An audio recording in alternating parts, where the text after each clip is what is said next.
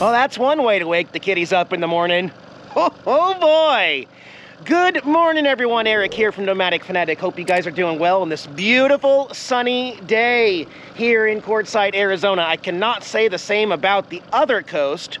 The Daytona 500 might not happen on time. They are getting a lot of rain, like almost every other year when I've been there. So I'm kind of glad that I'm here where it's sunny and nice, a little bit of breeze going on.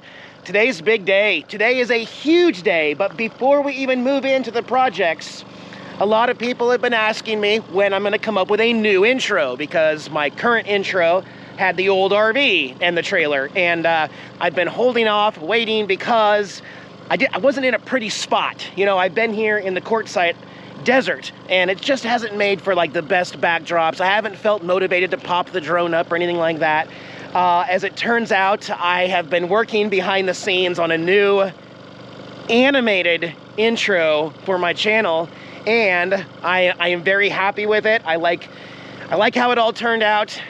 Brace yourself. We are, for the first time in about 2.5 years, once again changing my intro music. It is time for a new theme song for my intro, as well as just a new look and feel to the channel moving forward that incorporates the Bigfoot, the smart car, and the Harley. Trailer Swift is left out of this one, but that's because we don't know if I'll have the car or the motorcycle. But anyways, without further ado, I give you the new 2024 intro for the channel.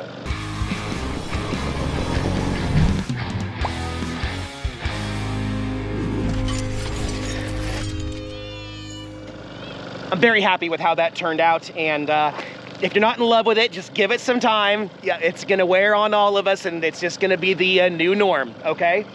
As far as stuff going on here, I got the Honda 2200i inverter generator running strong, power and everything. What a blessing that has been to replace the Onan generator here. All of the solar is mounted on the roof. We're gonna go take a peek at that while Wayne's in there making room for the new batteries. But first we'll go up on the roof.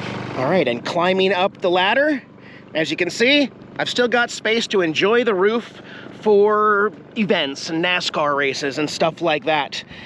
This might bother someone with OCD, but I don't really care. It is what it is. That is the only way that we could make it work, was to pop that out so that we could hit. Got a couple screws still got to put in, but all 10 panels are wired together. Those 5 in series on one charge controller, these other 5 behind me on another charge controller. And they all nicely go down the refrigerator vent there. We're ready. We are just about ready to connect these 2,000 watts with those 750 watts. Wayne's basically ready to start wiring up all the Victron components in that compartment down there, but before we do that, we got to get batteries connected. Those monster batteries that I previewed. I'm gonna take a peek right now. Well, they fits, they sits. Barely. These are monster batteries, and unlike other RVs I've had, there wasn't anything underneath these dinette seats. They were simply meant for storage, which was great because we didn't have to do a whole lot of modifying, except that these benches were also made to travel occupants. That's why it has this steel brace, and Wayne had to cut these 2 crossbars to be able to drop these down in there. So this particular bench will no longer be able to have occupants on it while the RV is driving, which is fine. It's just me and the kiddies anyway. And I do have the other bench seat that we could use that for. But they're in there, guys. These are Vaterer brand. These lithium batteries are 460 amp hours a piece. You see that on there? 460 amp hours. So one of these is almost equivalent to 5 Battleborn 100 amp hour batteries, and they would not fit in this. But it's because they put the cells in there, and it's a metal case that has nice handles. It's even got a little meter up here, a hydrometer, and a temperature gauge within each battery for monitoring. Once we hook up the app to both of these batteries, we'll be able to monitor every cell individually and see how these batteries are operating inside their cases here.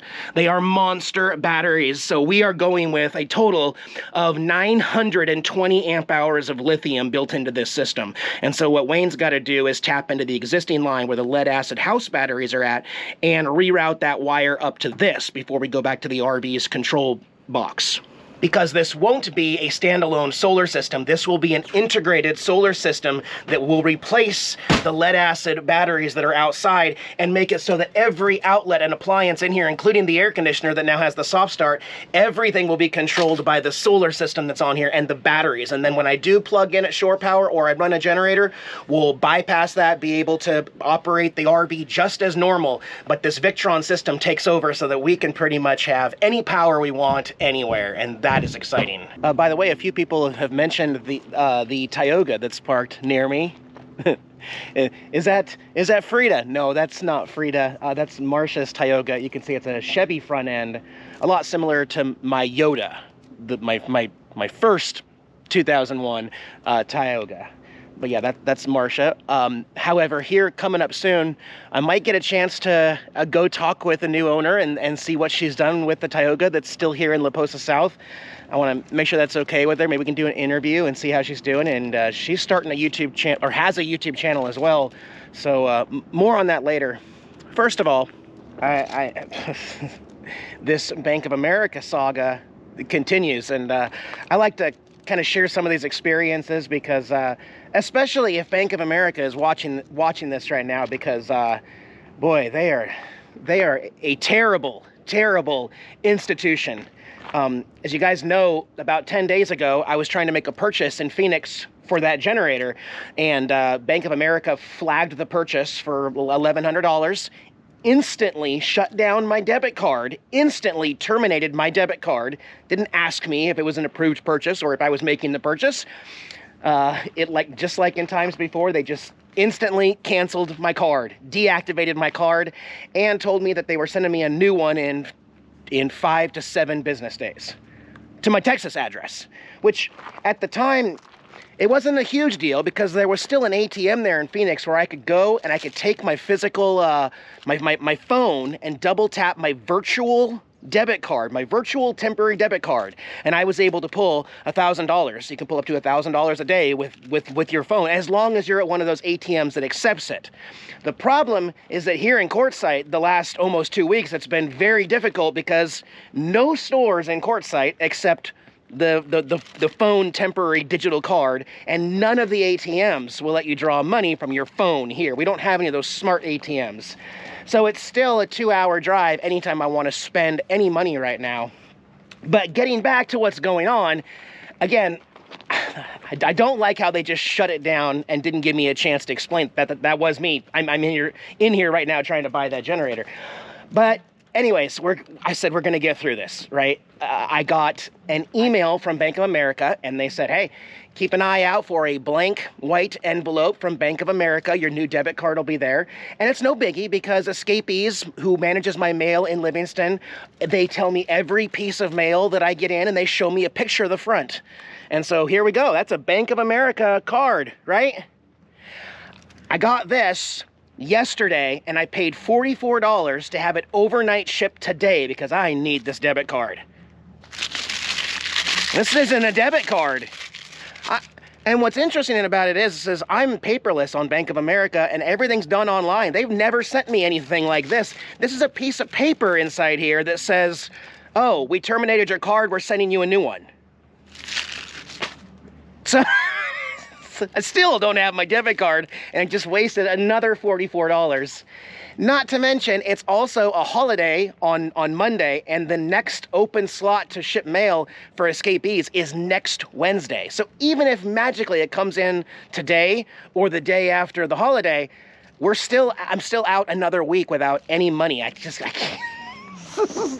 It's incredible. I'm not broke. I got money in the bank. It's just Bank of America just continues this crap. They are just horrible and useless, and man, it is so frustrating. It's so incredibly frustrating banking with Bank of America, telling me to keep an eye out for this, and then they send me a random piece of paper that doesn't have a card in it.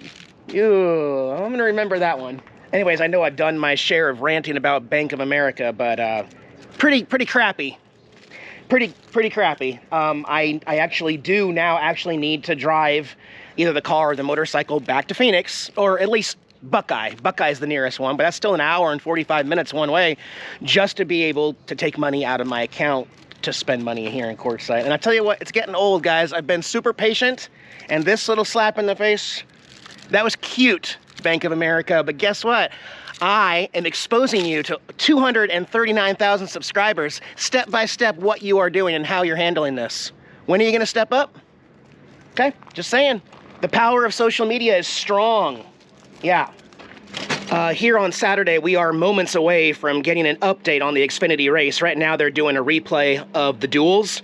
But yeah, in like 10 minutes, they're supposed to go green flag, and they still have not told us that the race is postponed, even though it's pouring rain, flooding in Daytona. They're still going to pretend like it's on. Anyway, well, that's probably going to be postponed. Wayne's...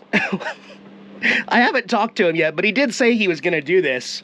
He's going to repurpose the seatbelt straps to hold the batteries in, which I think is kind of cool.